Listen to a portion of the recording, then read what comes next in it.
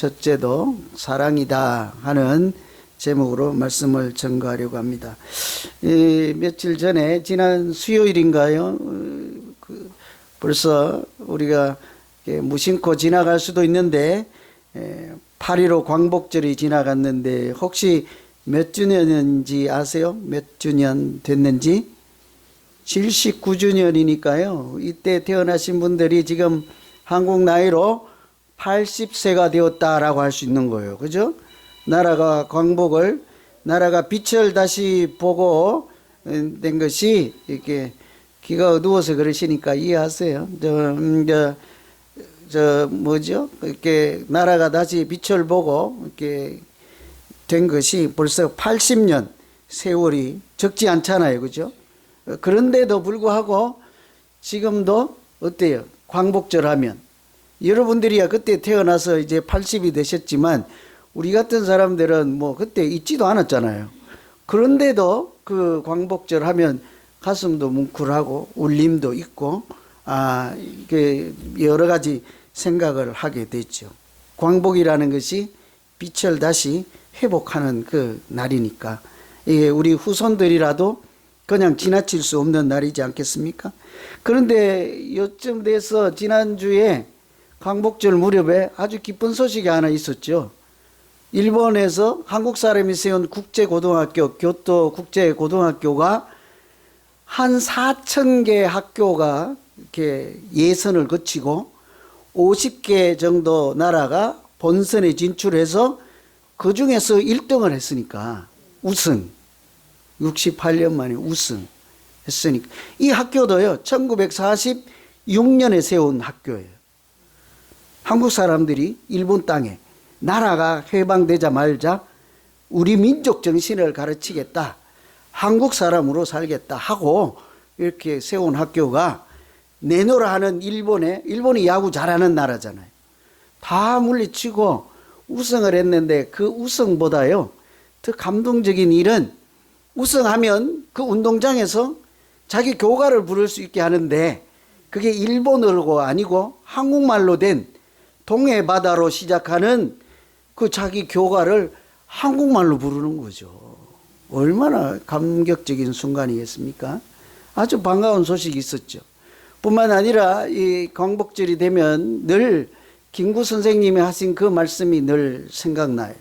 여러분, 백범일지에 있었던 내 소원이 무엇이냐고 하나님께서 물으시면 나는 서슴지 않고 내 소원은 대한독립이요.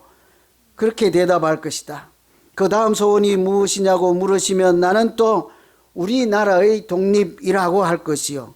또 그 다음 소원이 무엇이냐고 하면 세 번째 물음에도 나는 소리를 더욱 높여서 나의 소원은 우리나라 대한의 완전한 독립이요. 이렇게 대답하겠다. 뭐예요? 첫째도 독립이요.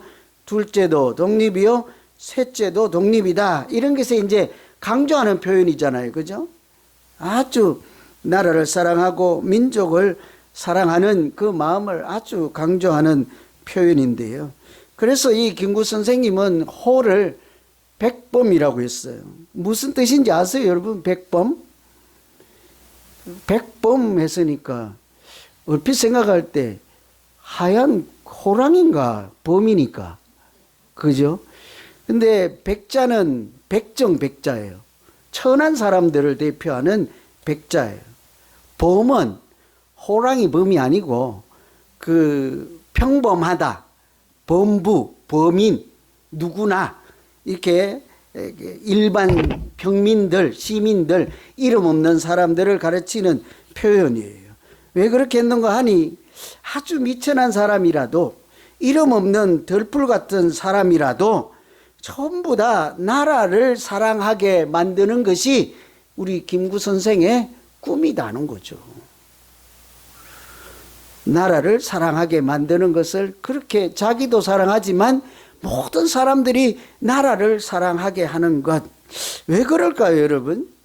나라를 사랑해야 독립도 쟁취할 수 있지 않겠습니까?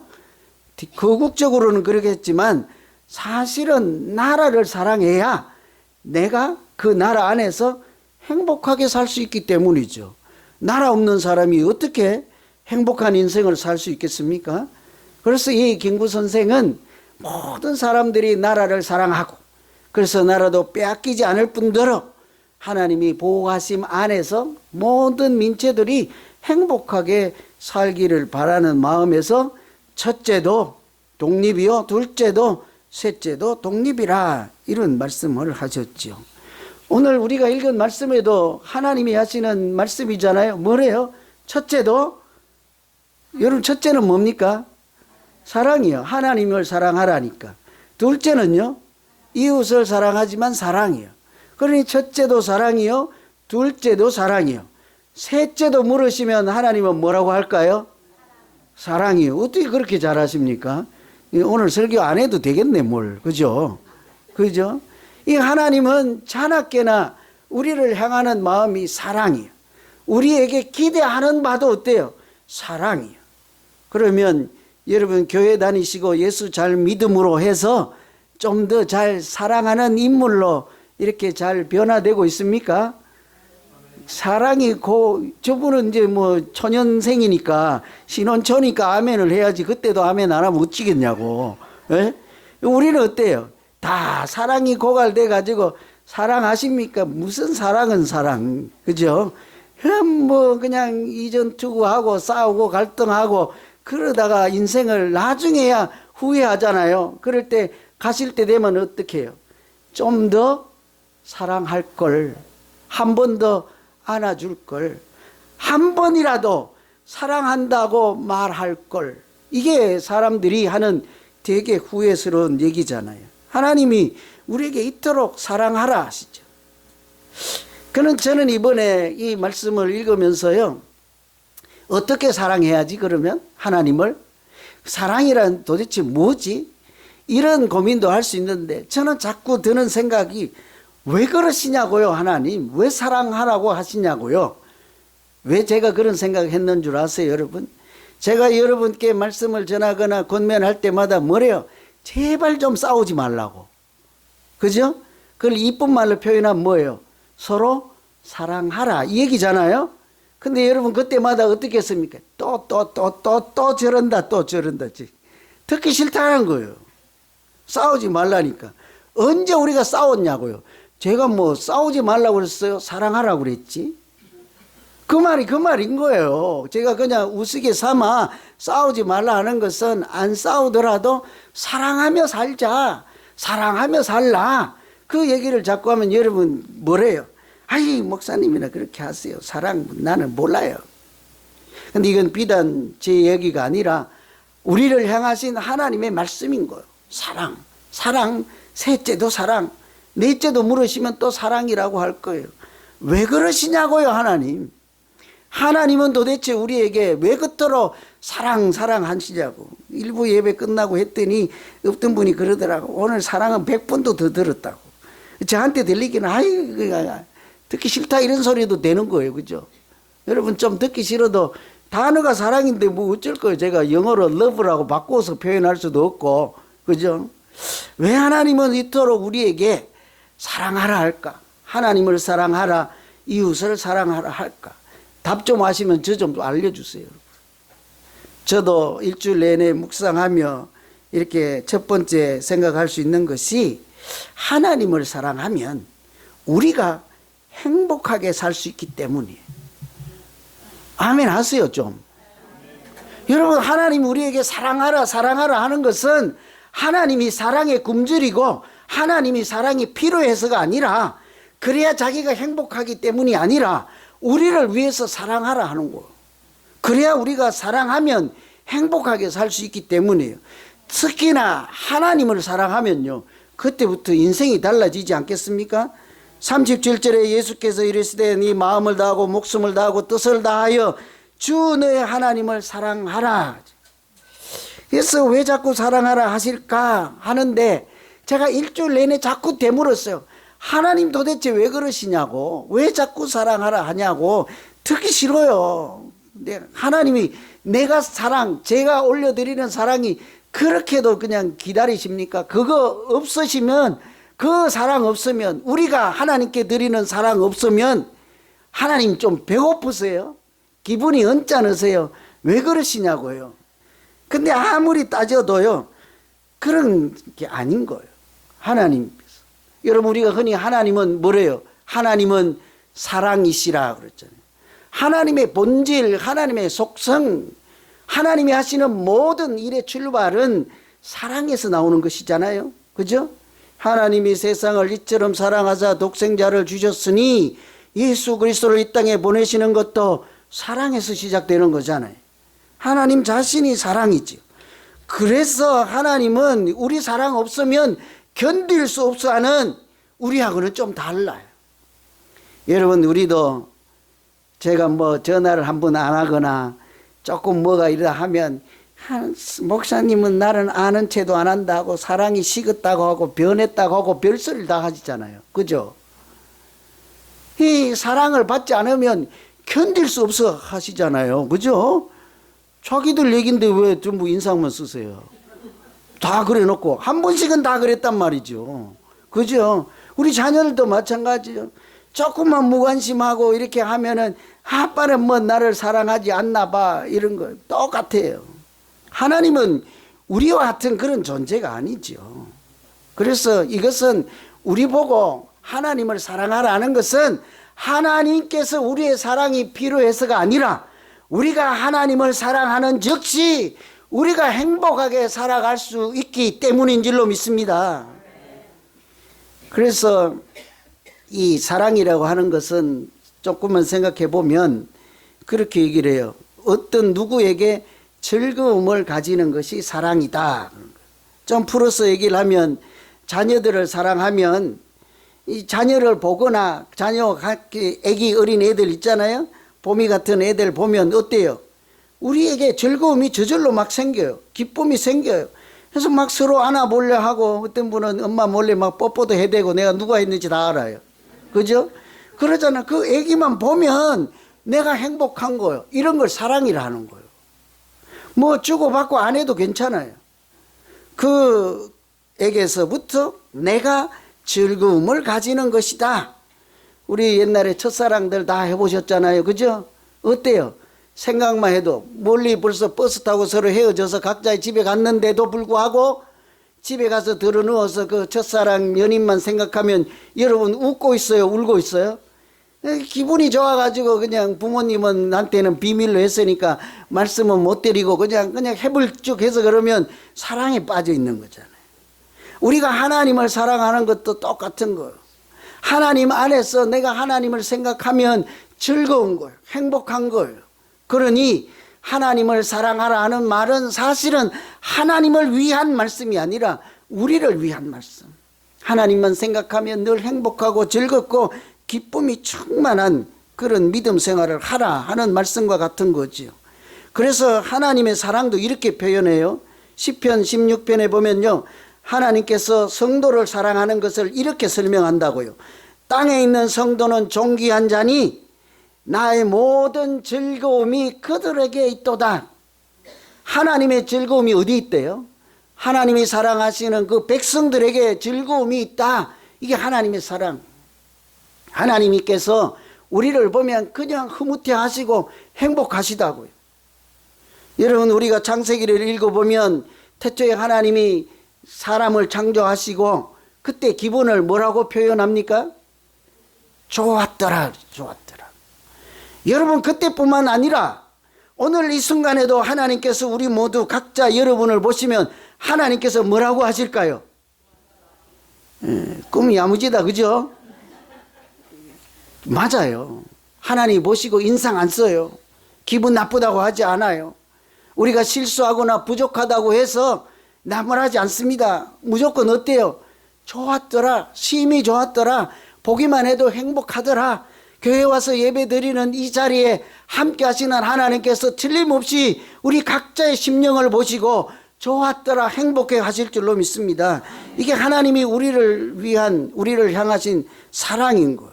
사랑에 빠지면 그렇게 행복하게 살 수 있거든요. 그래서 하나님 뭐라고 하시는 거 하니 신명기에 보면 내 여호와는 하나님이시여 신실하신 하나님이시라 해놓고는 그를 사랑하고 하나님을 사랑하고 그 계명을 지키는 자에게 천대까지 인애를 베푸신다고요. 하나님을 사랑하는 자에게 오늘만 아니라 그 사람에게만 아니라 어때요? 천대까지 하나님의 인내라는 게 사랑이지 않습니까? 하나님의 사랑을 공급해 주신다 하니 하나님으로부터 끊임없는 사랑을 받으면 어떨 것 같아요, 여러분? 행복하죠. 그죠? 집에서 너무 사랑을 많이 받아가지고 하나님 사랑도 필요 없어갖고 이제 아멘도 안 되긴 하지만 좋으시겠어요, 그죠? 다들. 저는 좀 하나님의 사랑이 필요해요. 집에도 가서 사랑도 잘 못 받으니까. 그죠? 하나님의 사랑을 받으면 세상 누구의 사랑 괜찮아요. 그죠? 어떤 일이 있어도 잘 살아갈 수 있습니다. 행복하게 살아갈 수 있어요. 그래서 하나님도 나를 사랑하는 자를 나의 사랑을 입으며, 그죠? 나를 사랑하는 자들이 내 사랑을 입으며, 여러분 하나님과 사랑에 한번 빠져보십시오. 이유 없이 행복해지실 줄로 믿습니다. 그렇죠? 그냥 하나님 생각만 해도 행복해지죠. 하나님 그래서 하나님을 사랑하라 이렇게 말씀하죠. 두 번째는 이웃을 사랑하라. 왜 그래요? 마찬가지예요. 여러분 이웃을 사랑하면요, 우리 사랑을 받는 그 사람도 행복하겠지요. 그 사람도 애로사항이 풀리겠죠. 도움을 받겠죠. 그러나 그 전에 어때요?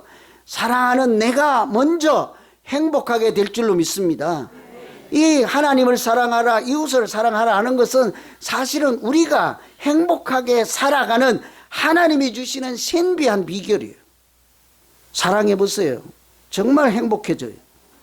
둘째도 그와 같으니 내 이웃을 내 자신같이 사랑하라 하잖아요. 이 하나님이 우리에게 기대하시는 것이 이웃을 사랑하는 거예요. 하나님 사랑하는 것 마찬가지로. 그것은 사실은 별개의 것이 아닌 것입니다. 하나님을 진실로 사랑하는 자는 이웃을 어떻게 해요? 사랑하기 마련이에요. 그러잖아요. 하나님께서 너희가 나를 사랑한다 하면서 형제를 미워하거나 시기하거나 질투하는 자들이 있으면 하나님이 뭐 하는 사람이에요? 거짓말하는 사람이라 이러잖아요. 하나님을 사랑한다 하고 집에 가서 다른 사람들을 구박하거나 교회 와서 형제들을 핍박하거나 미워하거나 이런 사람들을 보고 하나님은 거짓말하는 사람이라 하잖아요. 그러니 이 두 가지 사랑은 별게 아닌 거예요. 하나님의 사랑이 구체적으로 표현되는 것, 우리가 정말로 사랑하면 아, 저놈이 나를 사랑하는구나, 하나님께서 가장 먼저 인정해 주는 것이 이웃을 사랑하는 것이라 하잖아요. 여러분 이웃하고 잘 지내십니까? 어이구 왜 그러십니까? 좀 잘 지내세요. 그죠? 이웃하고 잘 지내야 돼요. 너무너무 이웃하고 잘 못 지내는 그런 분들 보면 안타까워요. 옛날에 여러분 담도 없고 대문도 없고 그럴 때 어때요? 이웃하고 가족처럼 지내던 그때가 그립고 그때가 행복하지 않았습니까? 그때가 정말 살기 좋은 시절이에요. 근데 지금은 어때요? 특히 요즘 이웃이 없어서 세상이 참 삭막하잖아요. 이웃이 없어요, 주변에. 특히 우리 이민사회 어떻습니까? 그래도 우리는 만나면 다 같은 한국 사람이라 하고 어디서 누구를 만나든지 이렇게 반갑게 할 수 있는데 조금만 한 블락만 벗어나 봐요. 거기 보면 인종이 다르고 색깔이 다르고 고향이 다르고 한 사람들이 뒤죽박죽 섞여 있으면 서로 그들이 이웃이라고 생각하는 개념이 어때요? 많이 약해져요. 그래서 이웃이라고 생각하지 않는 순간 무슨 일이 일어납니까? 서로를 함부로 대하는 일들이 일어나잖아요. 최근에 참 안타까운 일들을 보고 이게 표현할 수 없는 그런 일이 있었잖아요. 공원에 가서 앉아 있는데 느닷없이 너댓 명이 와가지고 그냥 묻지 마 이렇게 해가지고 이렇게 앉아 있다가 이튿날 보니까 돌아가시고, 또 길을 걸어가는데 19살밖에 되지 않았습니다. 뒤에서 와서 하니까 무슨 자기 보호를 어떻게 하겠냐고요. 그거 보지도 않는 뒤에 와서 그렇게 하니. 그런데 이 젊은 청년도 3, 4일 이렇게 있다가 나중에 쓰러져서 보니 이렇게 그때 충격으로 그렇게 목숨을 잃는 안타까운 일이 있잖아요. 이런 게 우리가 이민으로 와서 사는 사람들의 애환이에요. 고통이고 슬픔이요. 그 청년만 그렇겠습니까? 그 아저씨만 그렇겠냐고요. 이게 남일이 아니라고요. 사실은 우리가 살아가는 현재 모습이 서로를 이웃을 사랑하는 이런 사회가 아니고 이웃도 얼마든지 적으로 생각하고 공격의 대상으로 생각하는 사회에 살다 보니 우리가 이런 고충을 겪는 것이 아니겠어요. 이런 세상을 보고 내가 무사하니 괜찮다, 우리 집이 일이 아니니까 괜찮다, 이럴 수가 없다고요. 암흑천지 같은 세상을 이웃이 서로 사랑하는 세상으로 만들어가는 것이 교회의 존재 이유이지 않겠습니까? 그것이 교회에게 주신 사명이지 않겠냐고요. 그러니까 우리가 너희는 세상 속의 소금이라고, 세상 속의 빛이라 하지 너희끼리만 빛이 되라, 너희끼리만 소금이 되라, 그렇게 하지 않잖아요. 하나님을 믿는 사람들이 하나님이 주신 빛으로 어둠을 밝혀서 몰아내고 하나님이 주신 소금 같은 사랑으로 어때요? 썩어가는 세상을 부패하지 않도록 생명을 살려내는 때 어디에서요? 세상 속에서라고 하지 않습니까? 그러니 교회는 이 세상을 사랑이 넘치고 이웃이 서로 사랑하는, 그래서 천국 같은 세상을 만들라 하는 것이 하나님께서 우리에게 바라시는 하나님의 마음, 본심이죠. 어떻게 해요? 이웃을 내 몸과 같이 서로 사랑하라. 여러분, 이웃을 사랑해 보면요 정말 행복해져요. 그걸 믿기지 않습니까? 제가 일전에 신문을 보는데 한국의 연예인 중에 아주 반듯하게 사는 분들이 있잖아요. 뭐 유명해지고 뭐 미국 와서 상을 타고 뭐 어쩌고 그런 것보다 참 저는 이런 사람들이 부러워요. 어떤 아이를 입양해서 잘 양육을 해서 미국에 있는 명문 대학교에 입학을 시켰다 하는 기사가 한 줄 났어요. 여러분 누군지 다 아시죠? 차인표, 시네라 이 분들이 입양을 한 딸이 여기 버클리 명문 대학교에 입학을 했노라 하고 신문 기사 한 줄이 났는데, 그 입학하고 뭐 공부 잘하고 이런 생각보다 그 사람들이 참 연예인이지만 하나님을 아는 사람답게 이웃을 사랑하는 것이 무엇인지를 잘 알고 살아가는구나. 그 인생이 참 어때요? 보시기에 아름답구나, 참 잘 사는구나, 이런 생각을 하게 될 때 내가 대신 부끄럽기도 하지만 내가 대신 흐뭇하기도 하잖아요. 나도 꼭 저런 일은 못하지만 어떻게 이웃을 사랑하며 살아볼까 하는 그런 고민들을 하게 되지 않습니까? 이 사람뿐만이 그런 것이 아닙니다.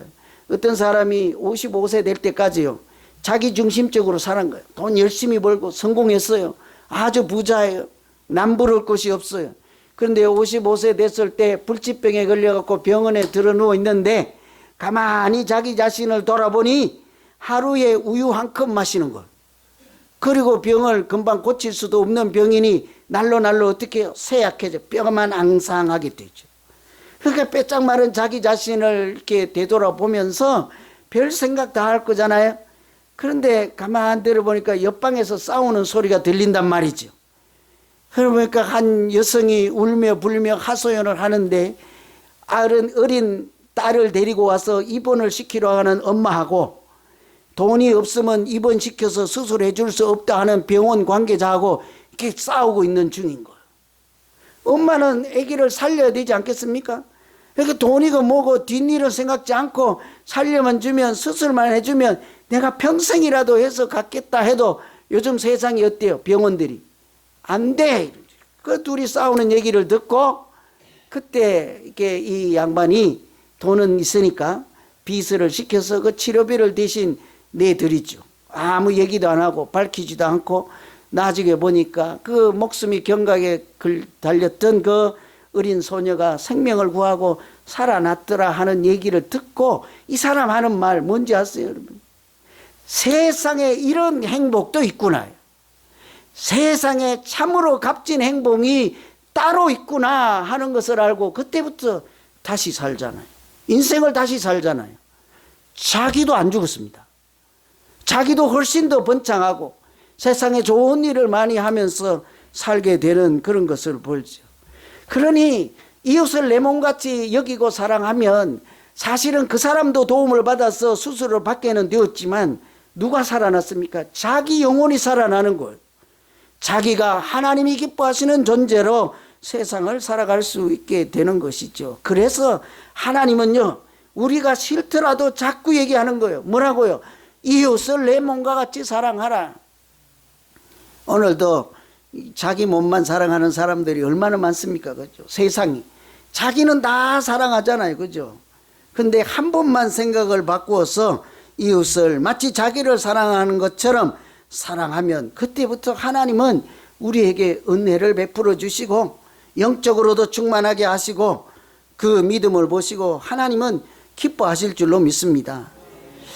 이 신문 기사에 영국에 있는 일간지 가디언에 이렇게 102살 된 할머니가 스카이 점프 있잖아요. 하늘에서 낙하산 타고 뛰어내리는 그걸 했는데 102살.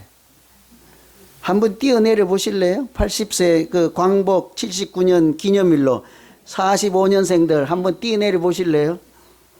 102살. 대단하잖아요. 그죠?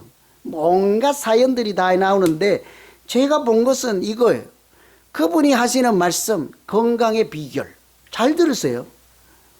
산삼을 드세요. 홍삼을 드세요. 운동을 하세요. 마음을 즐겁게 하세요. 그게 아니야. 첫 번째 비결, 공동체. 두 번째 비결, 친구. 세 번째 비결, 사람들 사이에 존재하는 것. 세 가지. 뭡니까, 여러분? 내가 102살까지 이렇게 건강하게 살 수 있었던 비결 첫 번째가 공동체라는 거예요. 뭐예요? 친구.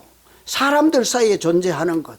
오늘 말씀하고 딱 맞는 말씀. 내 이웃을 내 몸과 같이 사랑하라. 그래서 내가 이렇게 건강하게 살 수 있었다. 나는 내 갈 길만 보고 내만 생각하고 그렇게 살지 않고 공동체를 생각하며 나도 누군가의 이웃이 되고 그도 나에게 이웃이 되어서 내가 이렇게 건강하게 살 수 있었다. 이것은 그 사람의 비결이 아니라 하나님께서 우리에게 주신 건강하고 행복하게 살게 하신 비결인 줄로 믿습니다. 그죠? 이렇게 이웃을 사랑하고 살면 그것을 보고 하나님을 사랑한다 이렇게 아신다고요. 하나님이 그러시잖아요. 이렇게 우리가 이렇게 예배 드리러 왔다가도 불화하고 화평하지 못하고 용서할 일이 있으면 되돌아가라 하잖아요. 그죠?